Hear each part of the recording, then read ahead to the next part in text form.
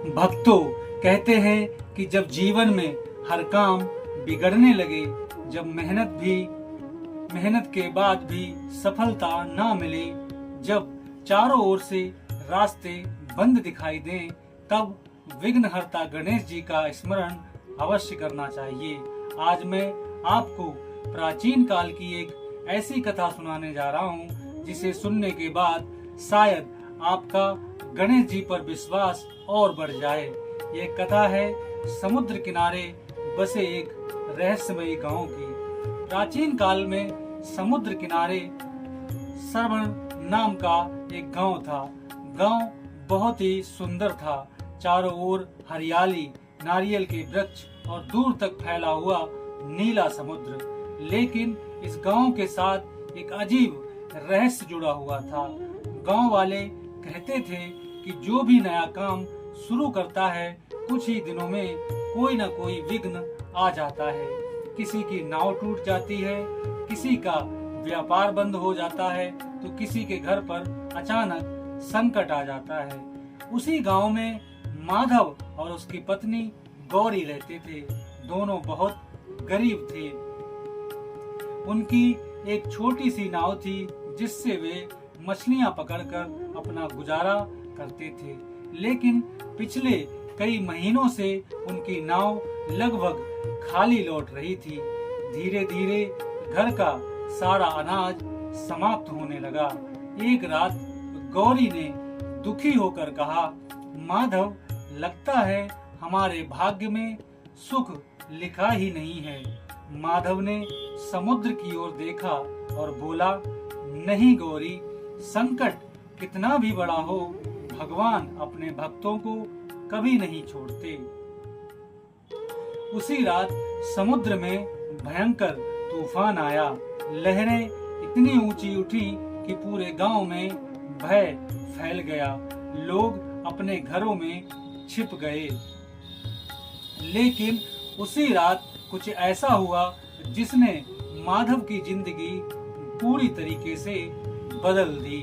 आधी रात को अचानक गांव के बाहर स्थित एक प्राचीन और वीरान गणेश मंदिर से घंटी बजने की आवाज आने लगी। टन टन टन। लोग डर गए क्योंकि वर्षों से उस मंदिर में कोई नहीं जाता था। वर्षों से ही वो मंदिर वीरान पड़ा था। कहा जाता था कि वहाँ एक पुराना रहस्य छिपा हुआ है। सुबह होते ही पूरे गांव में उसी मंदिर की चर्चा होने लगी, लेकिन किसी में भी वहां जाने का साहस नहीं हुआ। तभी माधव ने कहा, अगर गणेश जी बुला रहे हैं तो मैं अवश्य जाऊंगा और जाकर देखूंगा कि आखिर क्या रहस्य छुपा हुआ है। गांव वालों ने उसे बहुत रोका, लेकिन वह नहीं माना।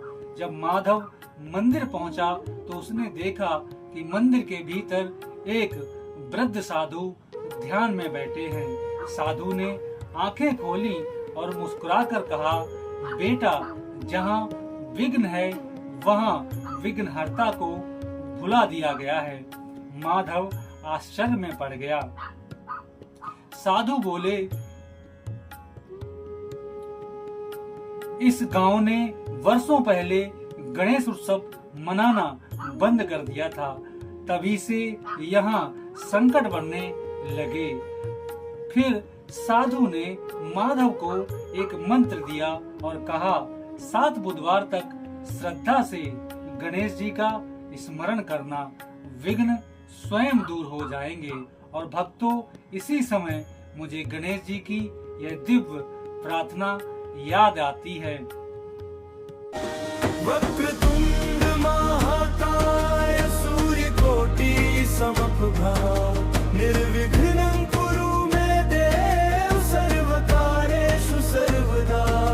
वक्रतुंड महाकाय संकट सारे दूर निर्विघ्नं कुरु मे देव। माधव ने श्रद्धा से ये प्रार्थना की, लेकिन उसे क्या पता था कि अगले ही सप्ताह समुद्र के भीतर छिपा है एक ऐसा रहस्य सामने आने वाला है जो पूरे गांव का भाग्य बदल देगा। आगे की कथा में समुद्र के भीतर मिले प्राचीन गणेश मंदिर का रहस्य, गांव का इतिहास और गणेश जी की कृपा से गांव का संकट दूर होने का चमत्कार आएगा। अगर कथा अच्छी लगी हो तो शेयर, लाइक और चैनल हम तेरे भक्त को सब्सक्राइब करना ना भूलें। जय श्री गणेश।